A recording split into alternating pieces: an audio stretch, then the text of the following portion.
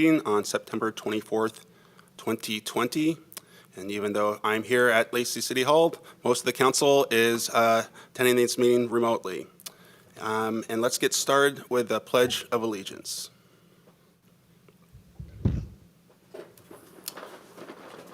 I pledge allegiance to the flag of the United States of America and to the republic for which it stands, one nation, under God, indivisible, liberty, justice for for all. all. Amen. Well, thank you, everyone. Today, we do have a published agenda and consent agenda. Can I get a motion, please? I move that we accept the agenda as presented. Second. We got a motion from the Deputy Mayor and a second from Councilmember Stebbin. Is there any discussion? Seeing none, all in favor of the motion signify by saying aye. Aye. Aye. Any opposed? That motion carries. And first up is public comments on items not on the agenda. We did receive one public comment, a written comment, and that will be entered into, will be here for on file. And we do have two people who signed up for verbal public comment. And this will be our first time doing this, so you're gonna have to bear with us. But first up is Wayne Olson.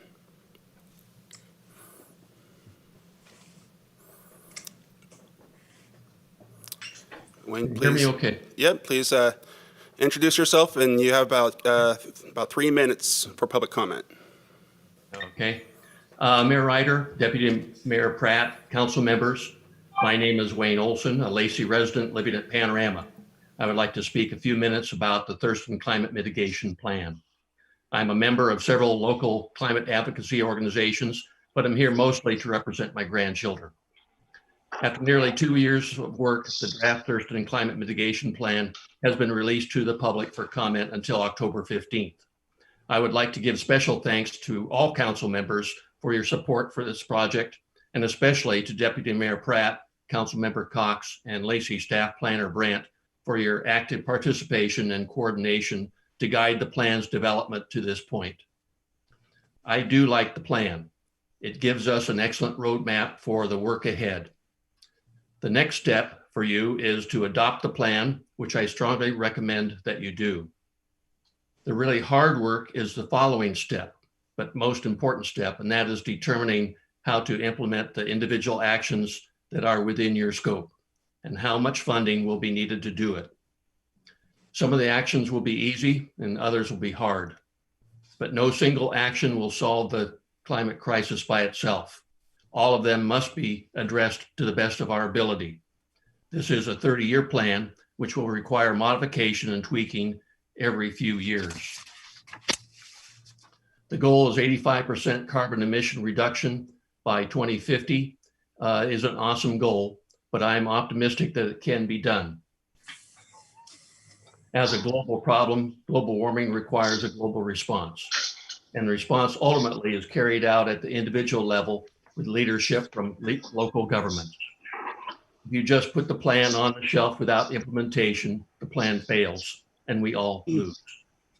So the goal must be met, and for the sake of our grandkids and their grandkids, we are counting on you to guide us.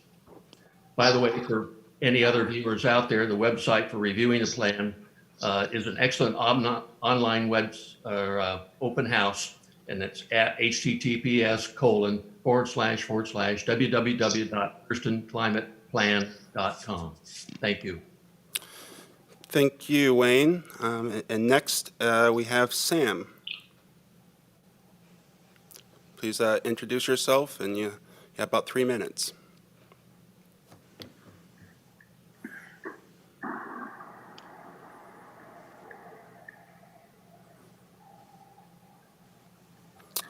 Are you there, Sam? He's muted. Can you please unmute yourself?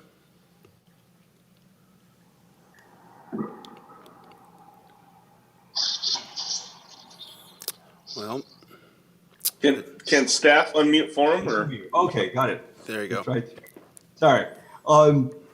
Thank you, Mayor Ryder and members of the council. I'm Sam Merrill, and I'm speaking on behalf of the Thurston Climate Action Team, representing approximately 1,000 communities on the list. And I speak for all the young people like my teenage grandchildren who will inherit the world that we all leave, for good or for bad. I appreciate the efforts of the Lacey Council, along with those of Olympia and Tumwater and the county commissioners, to develop the Thurston Climate Mitigation Plan. And I urge you, like Wayne Olson, to support that plan. I understand that you have immediate needs, certainly addressing COVID-19 and its effect on people personally and on the economy, not to mention your budget. But we have seen how fast a crisis can come on us and how hard it is to respond quickly and adequately, and how that is infinitely more difficult without good planning. One step in that direction is to match the $37,500 that the county commissioners have pledged toward developing energy efficiency. As the temperatures of the air and sea rise, extremes of weather are in the news daily. I see about the hurricanes in Louisiana, where I grew up, and Florida, and elsewhere, droughts in the West, where I, of course, now live, and of course, fires that burned an area in neighboring Oregon that is twice the size of Thurston County. No longer just in a forest or desert, but devouring whole towns. We need to plan ahead, as you know. We have seen that COVID has what it has done to our economy. Climate change, if not addressed, will impact the economy far more. Developing solar and wind energy and electric vehicles will provide great opportunities for innovation in business and create new job opportunities. We owe it to our citizens to move forward in these areas to do our part to address the coming crisis. I urge you to approve implementation of the Thurston Climate Mitigation Plan. Thank you. Thank you. And for our first public comment, I think we did okay there over Zoom. So next up on our agenda is two proclamations, and the council has been given the order to do that. And we will start off the first one with Emergency Preparedness Month, and we'll start with Councilmember Miller. Please unmute yourself.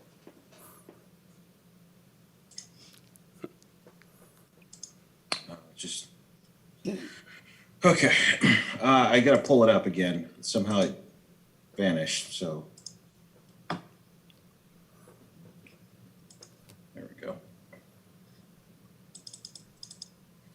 Whereas in the Pacific Northwest, we face the threat of earthquakes, volcanic eruptions, weather fronts, floods, and human tragedies with unpredictable consequences, which can disrupt power, communications, and travel infrastructure. And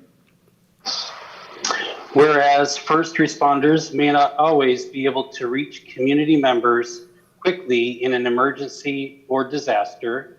And whereas the Lacey community can take action to prepare, respond, and recover from any natural or human disaster.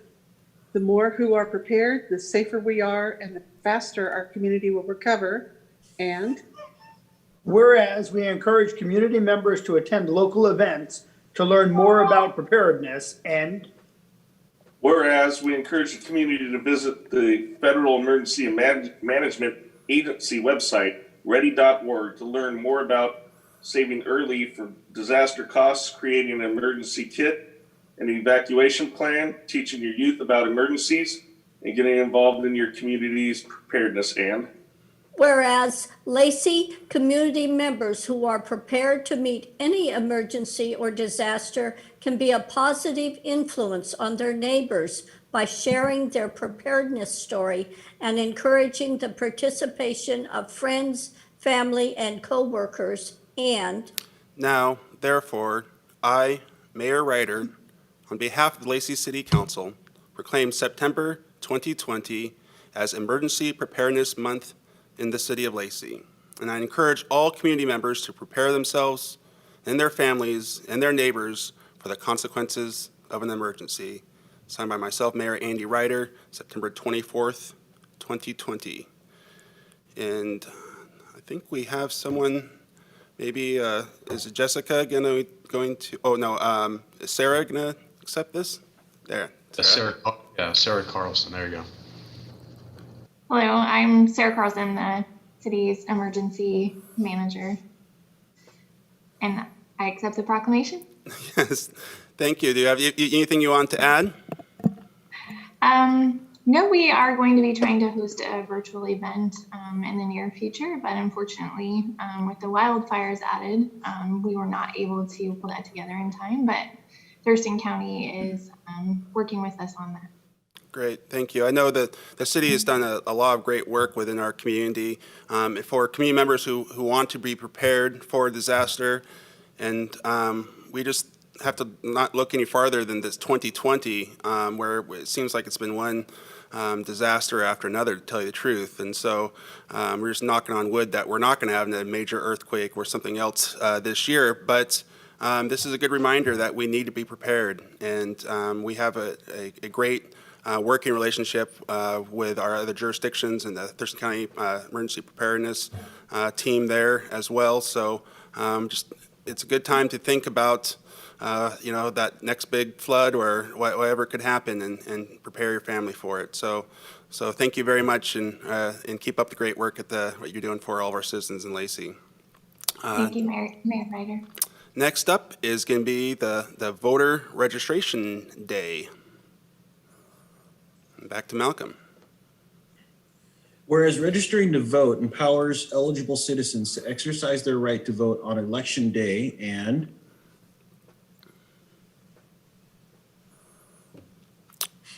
Who's the next one? Yeah. Is that me? Okay. Yep. I'm actually looking for that one.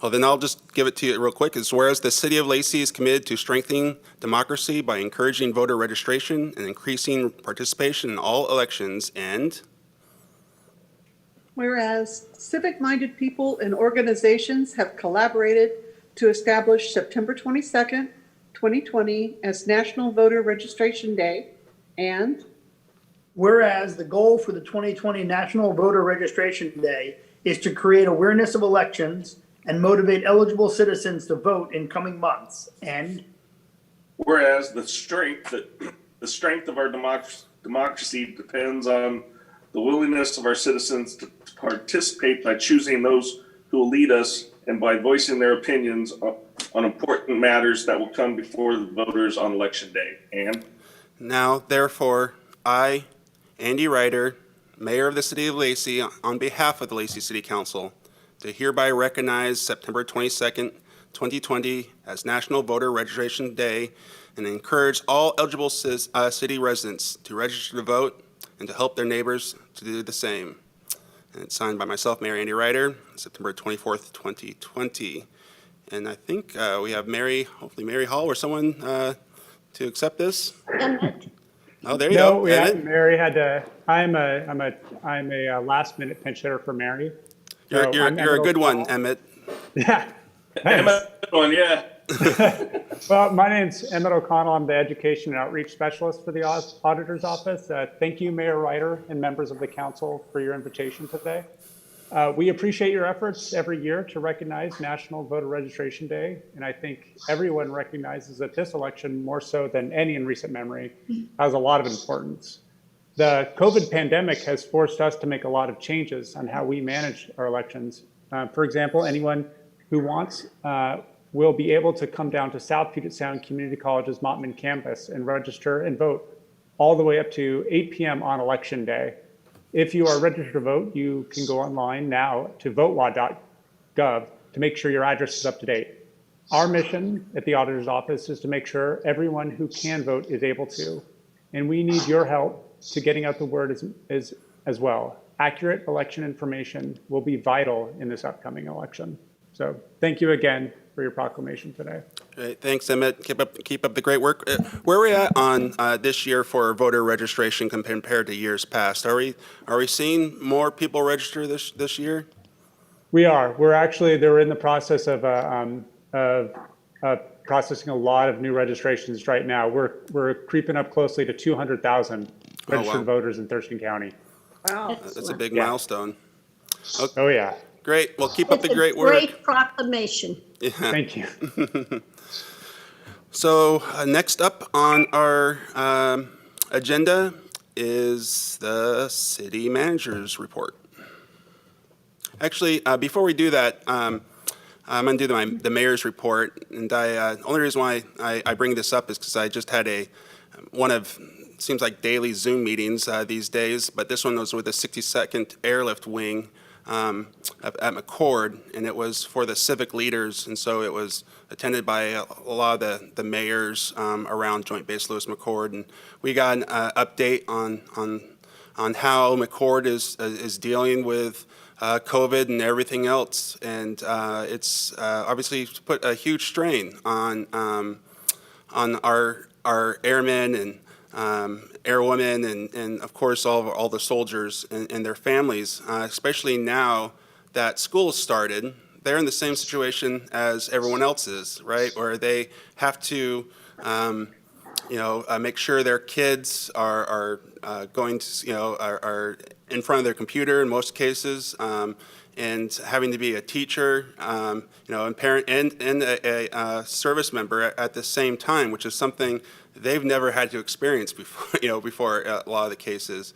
And so it's just a reminder of the sacrifice that our military and those who keep us safe and protects our freedoms, what they're going through. And we all think of the inconvenience that we have, and it has been very inconvenient, this pandemic. But then you just think about the people up there at McCord and at Fort Lewis and everything that they're having to deal with, plus this as well.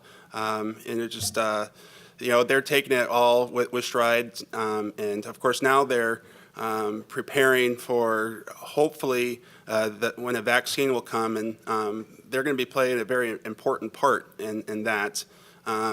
In this region as well, and there's going to be a lot of coordination that goes along. It's going to affect more Pierce County than necessarily down here at Thurston County, but there's a lot of cross communication and training, and of course they're doing contract tracing and all these other things that comes into our cities. So it was a very informative update to the community, and I just wanted to again thank all of our military and the families for everything they do. And it's just a reminder, once again, of how much they sacrifice for us. So that is my report, and then I'll go to the city manager's report. Well, Mayor and City Council, 2 items before you. One is the Serenity Carpenter Road Annexation Project. And actually, Ryan Andrews is going to provide the background information on that. So we'll have Ryan come in and provide that information.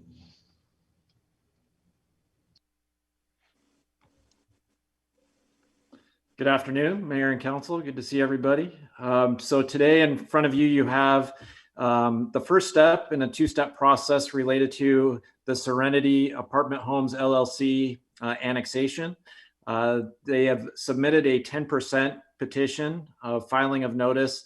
This is the first step in the annexation process using the petition method.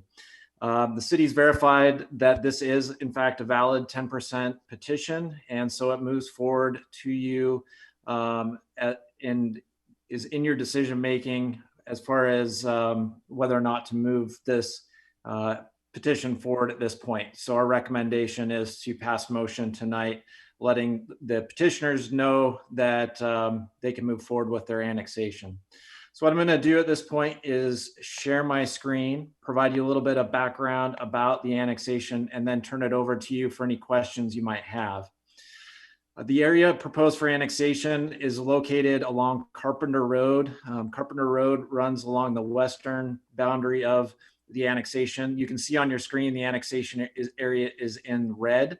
It's actually 2 parcels. The 10% petition was submitted on the northernmost parcel but we are including the southern parcel in this as well. As you can see, the southern parcel is contained on 3 areas or 3 boundaries by area within the city limits.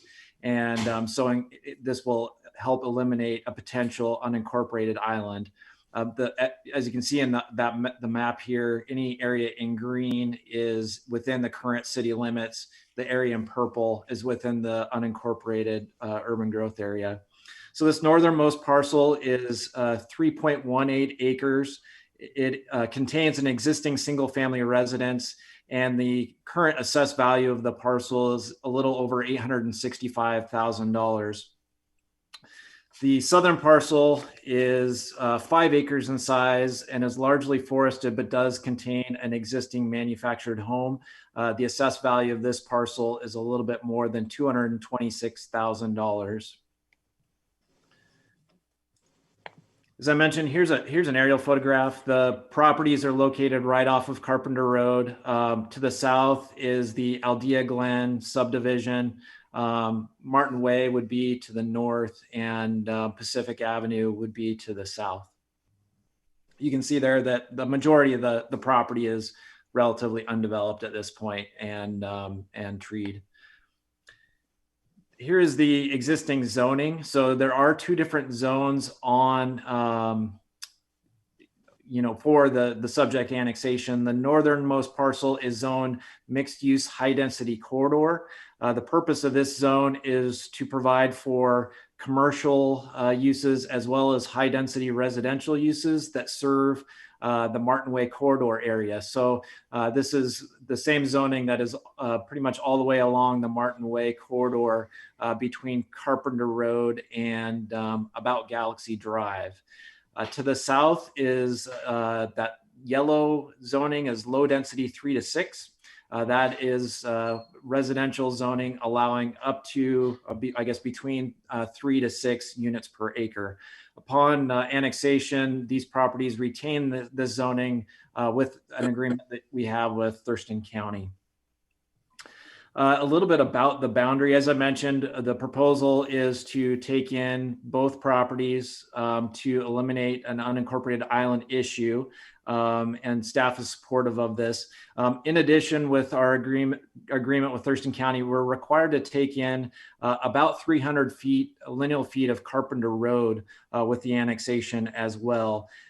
This is also part of our agreement with Thurston County. The good news is that Carpenter Road, as you're well aware, in this area has been reconstructed and meets our full city standard. And so we're not taking on any additional tax burden or liability in having to rebuild this road anytime soon.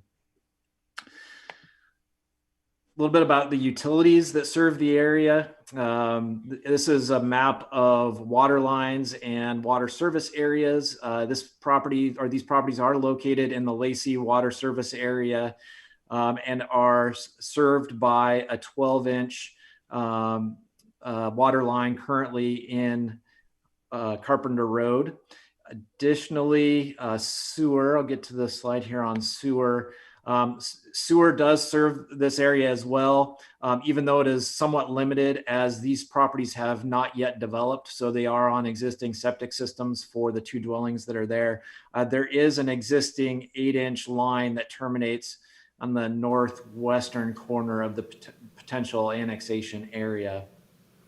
A little bit about taxes and fees. As I mentioned, there is not a lot of assessed value associated with these properties, a little bit more than $1 million.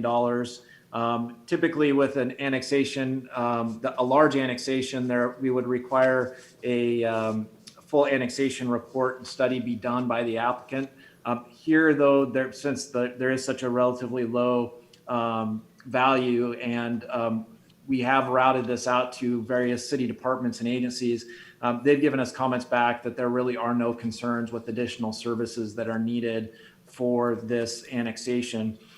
In fact, the police department actually did provide some comments that currently with the state of the properties, they do have several calls to this area because they do get some transients and squatters on the property that they have to remove on occasion. with our agreement with Thurston County, our mutual aid agreement, we provide that service when Thurston County is not able to. So our police department actually gave comments that upon future development of these properties, that their service would actually go, expected service would actually go down here in terms of calls. One last item I did want to mention before I turn it over to you for questions is the Utilities Committee did review this a couple weeks ago and is recommending approval as well. They did bring up a little bit of a question as far as access to the southern property, as it does appear, at least from the aerial photographs, to be landlocked. But I can provide a little bit of additional information. It's hard to see in the aerial photograph, but there is an existing access point that serves this southern property located off Carpenter Road, and it was installed with those frontage improvements. So that southern property does have access. So at this point, the City Council, if the City Council desires the application to move forward, must pass a motion notifying the petitioners of its approval. Prior to final approval, though, it will come back to the City Council for public hearing before being sent to the Boundary Review Board. So be happy to answer any questions you might have at this point. Staff and the Utilities Committee are both recommending approval of the motion tonight. Can I get a motion first, please? I would move to proceed with the proposed Serenity Carpenter Road annexation, project number 20-183, with that includes the following provisions: authorize applicants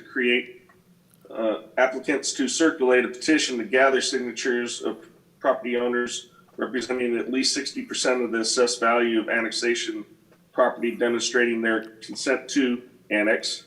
2, require the parcel to the south of the parcel submitted to the notice of intent to commence annexation, assessor's parcel number 11815310200, also be included within the boundary of the area to be considered for annexation. 3, require the assumption of any portion of existing city indebtedness by the area to be annexed. And 4, waive the requirement for completion for an annexation study in accordance with the city's annexation policies prior to adoption of an ordinance to formally annex the area to make the application to the Boundary Review Board. Is there a second? I'll second that motion. Councilmember Miller seconded it. Now discussion, Deputy Mayor. So I just want to follow up. You say that there's a sewer up at the northern part, but these are not connected to sewer. Will they be required to if they do any kind of building? Yeah, absolutely. So sewer would be required to be extended to both properties upon development. Really, at this point, those are quite old structures that are on the property. They, probably, they predated any sewer being in that area in the first place. So that's why they're not on sewer right now. But upon development of the properties, they'd be required to extended and connected to sewer. Okay, thank you. Are there any other questions? Well, here's the big one, because this is, I think, the first time we ran into this circumstance, and it hasn't been brought up yet. Our own new annexation policy is requiring them to be annexed into the city if they were going to develop, because they would have to go onto sewer. And our annexation policy says you have to be, if you're adjacent to the city of Lacey, you have to be annexed in the city first before we extend those city services. So this is the first time I know of that we're running into this policy. It also brings up the questions: is this the proper way to be doing this going forward, when now it's a requirement for them to be annexed into? We're making that requirement to be annexed if we're going to give them services. And so this is sort of like, seems to me like this is the old way of doing things. And obviously it wouldn't make sense to force them to do an annexation study, not only because of this, but because we're forcing them to annex, right? And so I'm not sure if we need a different way, if we need a new annexation policy for this specific circumstance where we're requiring them to annex before they develop their property, or if we're going to just stick with this old system. And yes, Ryan, that's why I'm looking towards you. It's hard to tell. I can provide some. I can provide some clarity on that. We're actually not forcing them to annex. This is an applicant petition that they have submitted to the city. Obviously, they would like to develop the property, but their preference is actually to develop it in the city and not within Thurston County. They certainly have the option to move forward through Thurston County's process and then later annex prior to us providing them with sewer. What they're doing, though, is because we have a process for development that is more predictable and more reasonable in general than Thurston County's, they are choosing to annex prior to going through the development process. And so what you're seeing really isn't a result of our annexation policies at work. This is more a result of our permitting system and our land use processes being so much more efficient than Thurston County's, that they're actually desiring to be in the city prior to submitting a development application. So that's a fancy way of saying they're not subject to our new annexation policy yet, but they would as soon as they require a sewer and water hookup. So we're still in the exact same place. The question is do we need to have a different policy going forward in these circumstances? Scott? Well, to your point, Mayor, you are correct. Because the annexation policy, if they want to have utilities, they would have to go and annex to the city. But we're still subject to state law as resulting in the ban review board process and doing the petition method. So that process would not change. I mean, if that's the question you're talking about, there's no way to streamline that process. So this is as streamlined as it gets. There's no real process. You typically have, to be an owner-initiated process, you have to have 10% of the valuation. And then to go forward, you need to at least get 60% if you're getting other properties involved into annexation. So again, that's all state law, state process. I just think we might need to think this through a little bit going forward. Councilmember Stedman? Okay, so like out of Cap City, people signed their title over. I forget the process's name or what official process it was, but when they signed up to get hooked up to sewer, they deeded their property over for a future date. Yeah. Why can't this happen here and save the 60% method, and which is months of, and which is time, which is money. That's what I'm getting at, because red tape. I see that, but you have to understand, council members, is that they're the ones wanting to do this so they can go through our review process and our permit process. So you're right, they could do it the other way, but then they would be under Thurston County's jurisdiction. And then it's going to require us to take another step later, which we've not been good at. Like we should be processing the Cap City annexation, since you're right, they all signed over, but we haven't yet. And so that's what I'm saying. This is a weird circumstance where this is the first case of our new policy, and I'm just trying to think: is there some unforeseen? It just sounds like to me pretty easy as well, and just be done. Scott? Maybe just one more. You may recall we had a fairly lengthy discussion about this at the council retreat, and there was multiple meetings to talk about this. I'm looking at Ryan to back me up, but one of the issues of contention was if we allowed a development to go through the Thurston County process, they have different design standards and also different planning standards. So that didn't always match the vision of council. So there was a very, I'll say, cognitive decision to make, was to make sure that if we're going to hook up adjacent to our community, we're going to say that it has to go through an annexation process, so at least they can meet our design guidelines. Now, we did provide allowances if it was away from or adjacent to our city boundaries. You could do a waiver of protest because we didn't want to unduly hold someone up through that process. So again, they couldn't develop this property. They couldn't develop this property without coming to the city first, right? Yes. Eventually, they'd be required to annex before they hooked into our city. So you're ultimately correct. They would have to come into the Yeah, city. but we wouldn't even allow them for them to go to start doing their building permits, right? Yeah. Because that's the whole point, is that they have to come in the city first and be under our standards. That's why we did this. And be get occupancy permit. So I'm just sorry. Maybe we need to talk about this offline. I'm saying this is the first time we've done this. And I'm just trying to think it through for future annexations. If this still is the right there's got to method. be a way that we can streamline the process so it doesn't string out months. And Well, months. that's what I'm saying. Well, first of all, it's nice that we're not requiring them to do an annexation study, but we shouldn't require anyone to do an annexation study under these circumstances because we can't, right? I mean, that should be at least a policy change going forward. Deputy Mayor? More than likely, the Boundary Review Board won't pick this up, probably, but because it's a very small annexation. So it'll be quick anyway.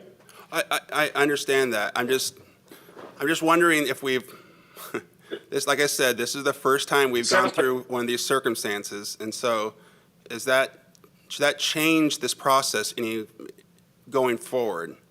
We don't have to discuss it now. I motion a second, right? Or I'm beating a dead horse at this point. We don't need any more discussion. I just want to say this is something we need to think about going forward. Is there any other questions about this annexation proposal? Councilmember Stedman. Yes. Is it because it's state law? Maybe we need to lobby the state and eliminate that. You're frozen up there. It's been moved and seconded. Is there any other discussion? Seeing none, all in favor of the motion signify by saying aye. Aye. Aye. Any opposed? That motion carries. I'm sorry for going off on a tangent there, but I do think that's something we need to think about going forward, because hopefully there will be other circumstances. We put the policy in place for a reason, right? We want those in the urban growth area to come into the city and design to our standards, because we have to take it over eventually anyway. I'm just saying maybe we need to think about if there's a way to streamline that at all. We should maybe think about that, since we are the ones requiring them to do that to develop. That's just food for thought and something I think we maybe need to think about. Next up. So the next item is the railroad retaining wall. This is a bid, and Scott Ager, Public Works Director, will provide the background on that specific item. And can everyone please mute their microphone? I'm getting some feedback until you want to talk. Good evening, Mayor and Council. I'm going to share our screen quickly here. So yes, staff is recommending the award of the Ruddell Road retaining wall, which you can see there is obvious that it's failing. And that is Lacey contract number PW 2017-16, the low bidder Barcott Construction LLC, and they are from Chehalis, and the amount of $1,124,333.75. There are 100 working days on the project, and there were 12 bidders. Just looking at the sketch here, you can see it runs from Brentwood to 27th Avenue, and that would be on the west side of the road. That's about a quarter mile in distance. Right now, you have fairly narrow sidewalks, a failing retaining wall, and a very narrow landscape strip. We're taking this opportunity to widen the sidewalk to 10 feet. This is the same standard that you're seeing on College and 22nd project. We're going to install luminaires. Those of you that drive down there at night know that the lighting right now is fairly poor. So those go in about spacing of about 175 feet. I think there'll be 8 luminaires added to the project. Obviously the retaining walls. There's a considerable number of trees, somewhere in the neighborhood of 90, that are going to come out as a result of this project. We mentioned that when we briefed the Transportation Committee a while back. I can tell you that Dave Schneider, who negotiated the right-of-way for all of these parcels, said the majority of those property owners were very happy those trees are coming out. They're very supportive of it. But I just want to make you aware of that because it is going to change the characteristic of that drive down there. So anyway, the contractor will probably start sometime in November. It typically takes about a month to get all the paperwork and contracts, bonds, insurances, and everything taken care of after you approve a project. And with that said, if you have any questions, I'd be more than happy to answer them for you. Can I get a motion, please? And can you stop sharing your screen there? There you go. Thank you. I'd move to award Lacey contract number PW 2017-16 to low bidder Barcott Construction LLC from Chehalis, Washington, in the amount of $1,127,333.75. That's $1,124,333.75. Is there a second? Yeah. Okay. I guess I will second it then. Discussion. Deputy Mayor. So there's a, Oh, go ahead. Go ahead, Malcolm. I Okay. support this project, especially widening for the sidewalks and stuff, I think, and the lighting is great. My question is, because trees are coming out, certainly we have to do that. I'm wondering if there's a way to either the city or whatever to put in new trees someplace else. I'm just trying to replace them somehow. Yes, this 10-foot wide sidewalk section, like I said, it probably didn't show up well on the slide I presented, but there are trees that are in the sidewalk. There's blockouts that are placed. So, if you drive down College Street and you see where the 10-foot wide sidewalks were placed, there are actually trees in planters in the sidewalk. So Yeah. we are doing that. And that'll look very similar to this, right, Scott? Yes, and and then also the property owners have the option of replanting trees in their backyards if they would like. Mm-hmm. Oh, good, thank you. Councilmember Miller. yeah, just real quick about traffic and working days. And it says here that, there's going to be about 100 working days allotted for this project. It says early 2020, but I'm sure that means early 2021 on the thing here. Is it that we're going to be, how many lane closures are we going to have for that road and the duration of those lane closures? Do we even know that yet? There will be a significant number of lane closures during the project. Obviously, they have to bring down a lot of very large trees. And as they're working along there, just the nature of working on the sidewalk and building the wall, there will be a considerable number of lane closures. And obviously, we're very sympathetic to the traveling public. But however, by the time this starts, College Street will be completed. So all those vehicles that have diverted from College over to Ruddell can now, divert back to College, and the cars that typically take Ruddell can divert over to College as well. Yeah, that actually led me to my next question. Is that the plan? Are we going to divert from, northbound Ruddell and send them down Mullen or into College? Is that the plan? Yeah, I would not anticipate any full roadway closures for this project because we're not paving. So there should always be two-way construction, but it will be, as you know, it's currently a four-lane road. So it may be restricted to one lane in each direction for a while, or maybe two lanes northbound, one lane southbound. But the traveling public, and that would be my recommendation, would be to divert over to College Street. Did I hear you say there was going to be additional lighting after this is all done? Yes. I think somewhere in the neighborhood of 8 new luminaires will be going in. That's going to be amazingly cool. Councilmember, the darkest road that we have. Yep. Councilmember Stedman. Thank you, Scott. Sure. So no trees are going to be touched on the eastern side of Ruddell Road, right? Yeah, all the work's going to be done on the west side. And then I just wanted to comment on safer sidewalks. Someone who turned 50 this year trips over really good night sidewalks that the city has, and it'll be lit up and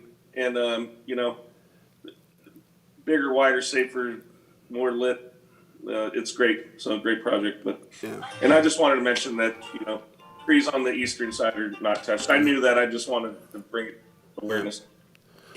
So it's been moved and seconded. Deputy Mayor, do you have something real quick?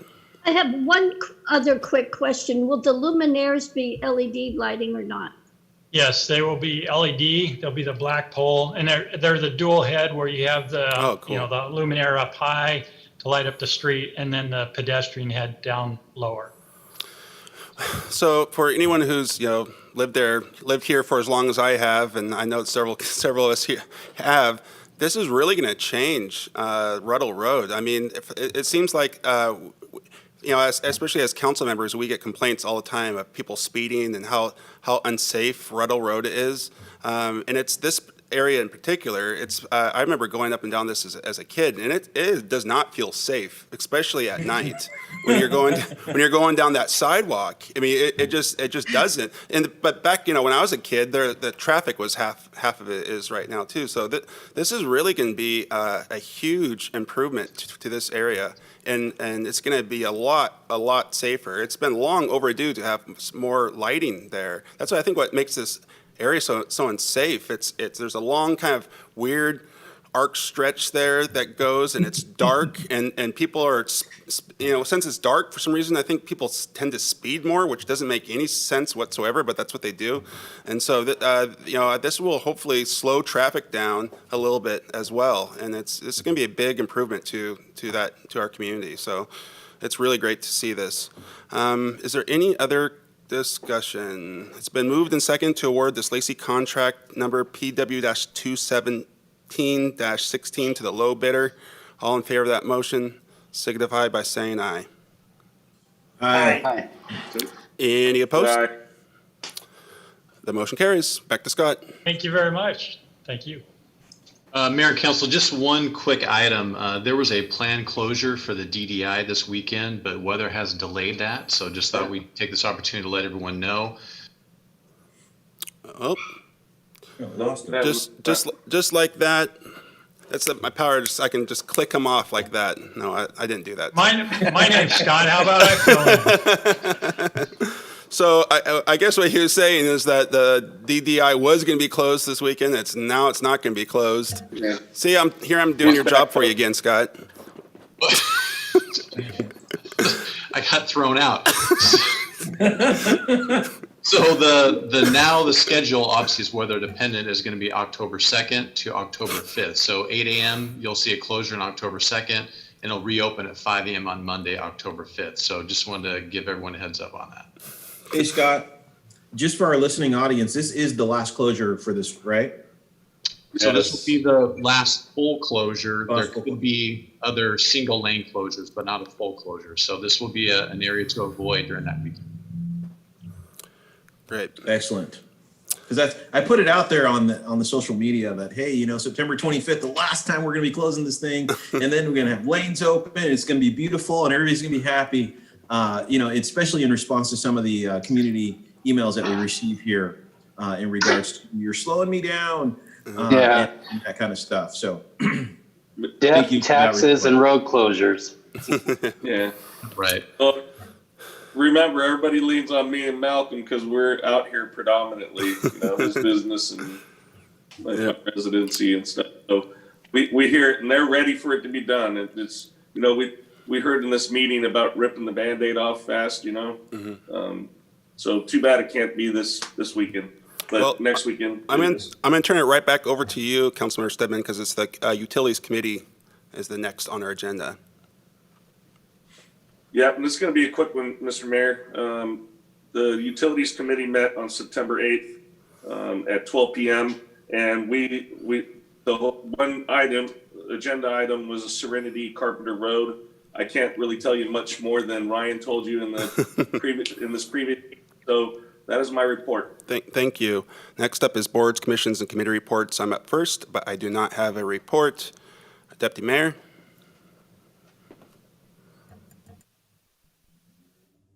You're on mute, Deputy Mayor. I do this all the time. I don't have a report. Jess comes next week. Councilmember Cox. Alrighty, I have two to report on. Intercity Transit Authority met on September the 16th. It was a fairly routine meeting. We had a public hearing on the 2020-2025 Transit Development Plan. We reviewed federal advocacy report. This is the liaison in Washington, D.C.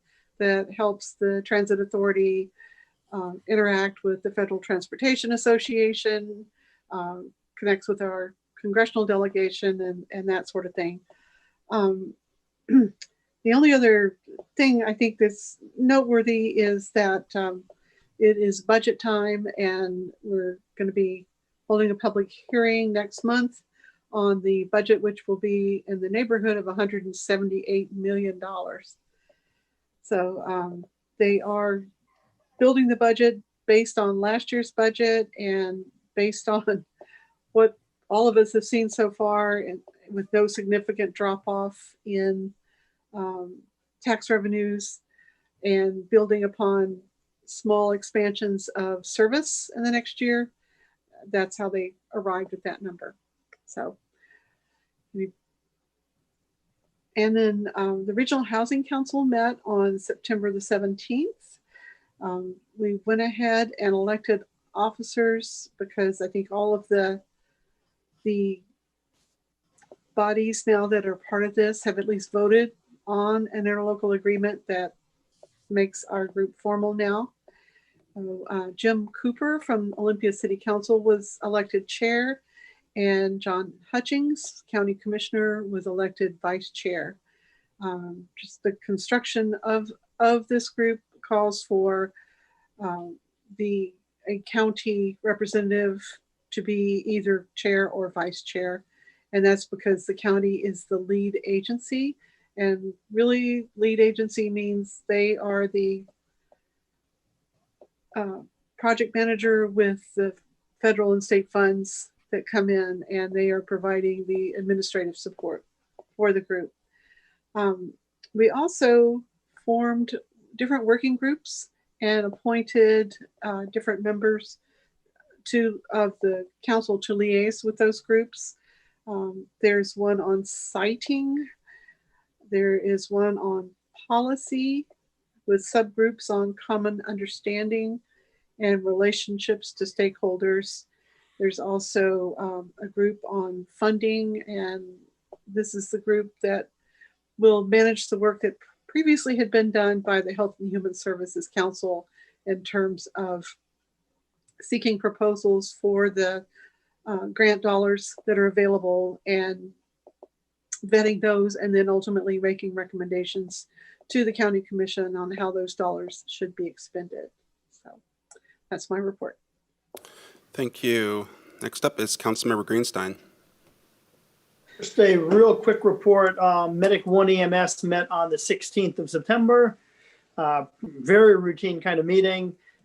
EMT training is moving forward using some CARES Act funding because of the additional expense of having to do the training, but with the social distancing.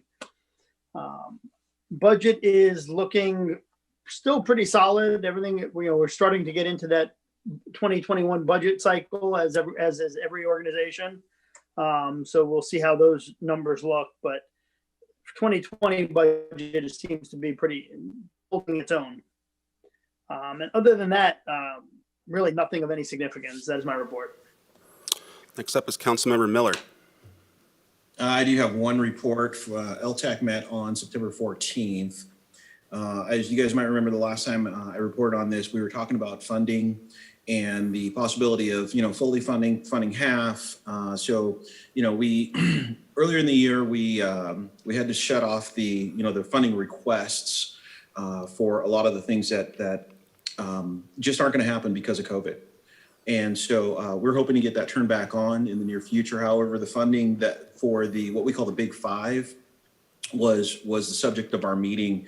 Those include the Convention Bureau, the VCB, the Washington Center, the RAC, the Lacey Museum, and the Lacey South Sound Chamber.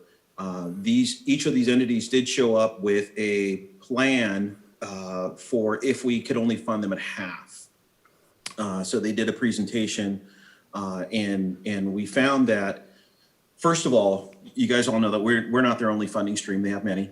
But we did find that if we funded them half, their restart costs would be greater than if we funded them at a whole to keep them going. It was less expensive and less cumbersome to do the funding. And so we ended up doing full funding for each of the big five, which we all felt good about it because most of them are running on really just the bare minimum. Like the Lacey Museum has 1.5 employees and so on. So we did do the full funding for each of the five. Part of our strategy there was that, we've exceeded projections up through the receipts that we have access to, which is June. We projected 30% of the usual that we thought was going to happen, but we came in at 50. We have yet to see the receipts for July and August. But if the trend continues, we will be above our projections. And that is my report. Wow, so it looks like we're going to have, and I guess by not funding the other traditional partners, we have the ability to fund the big five at full ask. So I guess that's good. Okay, and had any of the other traditional partners come to Lacey or were upset that we weren't going to be able to fund them for next year? Did you hear any from the other partners? I did not hear any from any of the other partners in terms of that. However, I could have Kelly reach out. I was just curious of, because there's quite a few events that we don't know what's going to happen next year. And so, and they probably couldn't go forward without us. And so I'm just curious of what the sort of the conversation has been for next year. And it's a total unknown. We don't know. It's just like, at some point this council is going to have a conversation about, say, 4th of July next year, as well. And maybe some of the events that would traditionally happen earlier in the year, that's not going to be able to happen, but they could happen maybe later in the year, but we still don't know yet. Scott? I was just going to add and to complement what Councilman Miller said, it was too difficult for LTAC to invite proposals from sort of our standard events because they would have to spend money in 2020, not knowing if it was going to be held in 2021. So the committee just felt that was a bad use of LTAC funds. So we did not solicit that. So that was really the primary reason. I think I may have shared with you, Tumwater is in a similar position. What they've said is that if you do not hold the event, we cannot give you that money. So it kind of shares that risk, but it's pretty difficult to plan events when you're really 6 to 9 months out trying to plan an event, spending money, and not knowing if that event's actually going to be held or not. So this was probably the proper course, given the fact that we weren't funding events that we don't know if they're going to be held. Great, thank you. And by the way, I heard you're doing a really good job chairing that committee, Malcolm. So I just wanted to pass that along from a community member. Thank you. Next up is Councilmember Stedman. Thank you, Mr. Mayor. I have one report. Community Action Council met yesterday.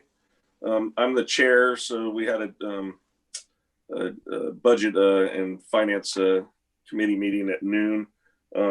It was all basically, both meetings were essentially about the operating budget. I have a copy here I'll bring down to City Hall. So when City Hall opens to the public, people can access the budget. But the good news out of the budget is they had additional $6 million to various different programs that Community Action Council has. And that's great news, right? $6 million extra. We went up from almost 14 million to almost 20 million. The bad news is with COVID and the restrictions, and they actually had an employee, even though the operations in Shelton is small, one employee was tested positive for COVID, and everybody was sent home in quarantine for the next 2 weeks. having said that, all this money has to be spent relatively fast, or they'll lose it. And you already, any business or any government entity, anybody with volunteers knows that the difficulties of COVID, regardless of having any positive results, is just wreaks havoc in workforce. And now with all this extra work, they're already busy to begin with, and then add a good, what is it, probably 15% or whatever to the budget, that it's even more difficult. So having said that, it's a good, bad situation, but they're doing the best they can. And, it's always better to have a bigger budget than a smaller budget, and everybody expects a smaller one like LTAC in time of pandemics and crisis. So the only other thing that was substantial in the meeting, like I said, it was meat and the potatoes, was the budget, was the nomination committee. And we approved to have all the executive members remain in their positions, because essentially we haven't done much. We've worked for 3 or 4 months out of the year because we've been shut down for COVID. So the chair, Lynn Flasig, remains. T. Walton is the vice chair, myself, the treasurer, and Greg Jasperson is the secretary. And essentially that is it. That's my report. And just know that staff at the CAC is working hard and trying to spend those monies to better the community. Great. Thank you, Councilmember Kunkel. Thank you, Mr. Mayor. So I have 3 reports, one with the Lacey Chamber. Yesterday, myself and Councilmember Miller had the privilege of meeting with our guest, Blake Knobloch, who is the new executive director for Lacey Chamber. And I'm really happy to see Blake take on those reins. He's been a great pillar of the community, a great innovator, and he's a good leader. Looking forward to his leadership with the chamber, and I think he's exactly the person we need right now with our business community. And personally, I'm optimistic that the chamber will get back up to speed. We'll have some degree of normalcy in our business climate in the next year, and looking forward to seeing that prosper again. We met with the EDC board yesterday. Went over current profit and loss statement, which all look to be a fair assessment given the current economic climate. EDC has been very careful steward of our financial resources. And we also received some updates from Thurston Strong and some interesting takeaways. Thurston County has the highest consumer spending in Washington for the year 2020, with a bump of 15% compared to last year. Which I thought was phenomenal. Thurston County also has the lowest death numbers from COVID in the state of Washington. So far, the EDC has doled out over $700,000 in micro business grants to local businesses, and 31 of those grants were specifically to Lacey businesses. Most of the funds being used were to offset the cost of rent or mortgage payments. And 900 businesses so far have been served with the needed PPE equipment in Thurston County. Another interesting project EDC is sponsoring is the Innovation Station, which is a vast resource for inventors, engineers, and people who aspire to create new technology and inventions that will be of benefit.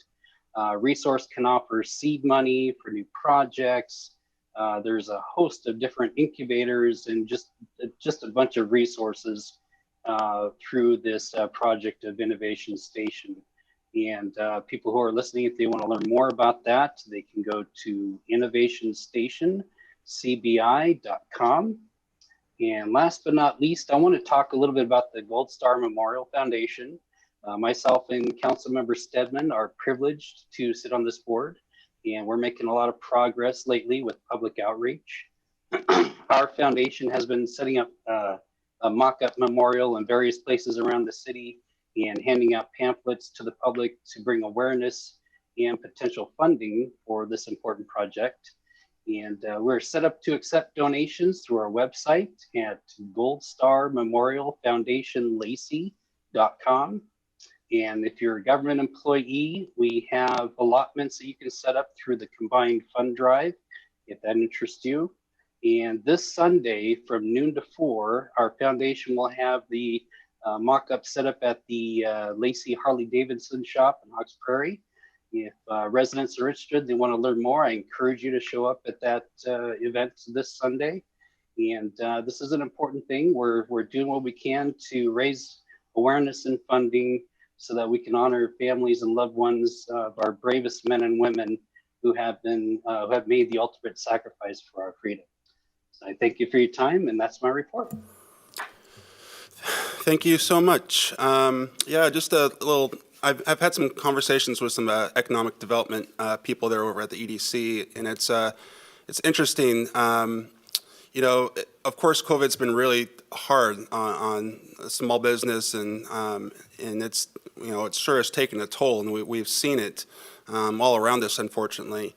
But one of the good things that have come out of this, however, is, you know, starting off with Lacey, when we first started with our grant program, and that happened from the very get-go, as you know, the public remembers. We were the first, you know, public dollars in the hands of our small businesses in Lacey, by far, is the first public dollars they received. What that did is it allowed the EDC to have contacts with these small businesses that they normally wouldn't have ever had before. And now, between that and the other EDC grants through the state, that now they have contacts all throughout Thurston County that they didn't have before. And so what's going to happen is now the EDC can check back in on them, on how things are doing, how they're doing, and provide them support that a lot of businesses don't realize they have in the EDC. The EDC offers a lot of support, for bookkeeping to management to you know, advertising to networking. There's so many things the EDC does that I think a lot of our business communities are just not aware of. And so now they've made these contacts in all these companies in Thurston County that they normally wouldn't have had contacts with. And so hopefully what that means is that when we get out of this crazy pandemic, we're going to come out of it stronger than before. And I honestly believe that's going to happen. And it's going to happen because of, in this case, you know, your local government being there and providing some support, and the EDC there and providing resources like PPE and these other small grants that they've administered. And so and we've seen actually even from our own sales tax, you know, here in the city of Lacey, I think the council hopefully saw the latest sales tax results from I think it was July, and they were up again, right? And it's like, how in the world are we keep going? Our sales tax is higher than last year, and we've had these conversations of why we think that might be happening. Is because people are at home and they're doing more shopping from home than they've ever done before, and they're not going, you know, to work in maybe other jurisdictions and shopping in those other jurisdictions. They're having to do all their shopping from Lacey. And so that's good for us. That's good for us, and hopefully it might change some habits long term. Who knows as well. Ed, you got something? They predict a lot of the retail. I don't mean to interrupt you, Mr. Mayor. A lot of the retail is online, and I would assume that Amazon is probably you know, benefiting the most from that bump. But a lot of grocery stores are very busy. Home Depot is very busy. Things like that. But yeah, folks, keep in mind the small mom and pop shops that are around in Lacey, the small businesses. Those are the folks that we really need to frequent to keep our community healthy. That's exactly where I was going on all of this. But what eventually gets left behind, of course, is this very small local business that doesn't necessarily have the same resources of these bigger chains, and that's the ones that, you know, we have to make a conscious decision of frequenting and thinking about. And, you know, shopping local is always important, but it's more important than ever. Some of these small businesses are just barely hanging on. So, if you can, please make a conscious decision to find out if you can get your product, specifically here in Lacey, obviously, we're biased about that, but definitely within this region. And please make that decision. Maybe it'd be a little more inconvenient, maybe it's a little more expensive, but it's going to help us, this entire community, finally rebound from this when we get through this pandemic, and hopefully we're going to see the light at the end of the tunnel here shortly. So that's just my 2 cents. It seems like every week we hear of another businesses in the area, not necessarily as much in Lacey, but in the area that are closing, and it's very heartbreaking. So shop local. That being said, we have reached the end of our agenda. We are going to be going to an executive session right now, and we're going to be discussing 3 different items: pending litigation, potential litigation, and a city manager performance review. So we are going to adjourn this meeting. I will come back.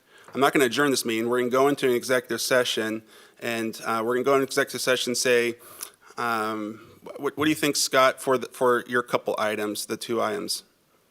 Total time will be 30 minutes. So you think it's going to be 30 minutes total, okay? The reason why I'd say that is I'd rather go a little bit shorter than come back and do it, because if we get done sooner than 30 minutes, I have to sit here until the 30 minutes is up before I can re-adjourn the meeting. So, but I'll take your word for it that it's going to last 30 minutes. So we're going to go into executive session, and I'll be back in 30 minutes. Nothing's going to be decided within this executive session. But if everyone can now, the council can close this meeting and then go open up an executive session, and then I'll come back to this meeting later and adjourn. So until later, we're going to go into this executive session.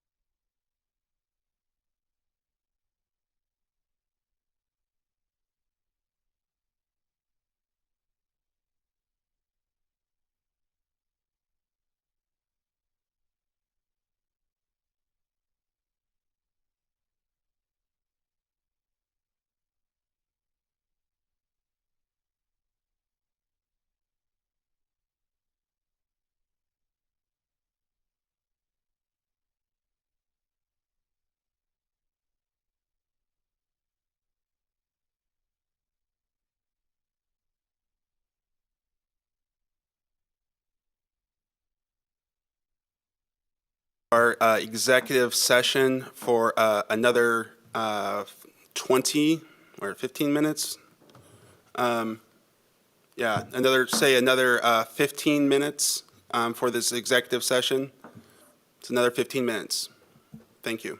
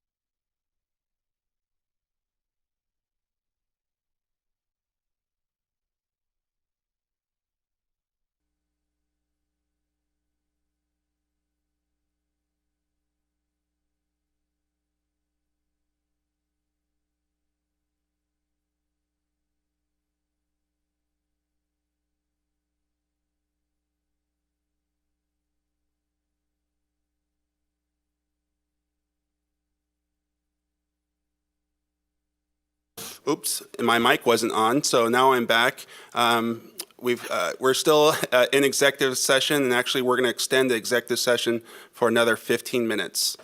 Another 15 minutes, thank you.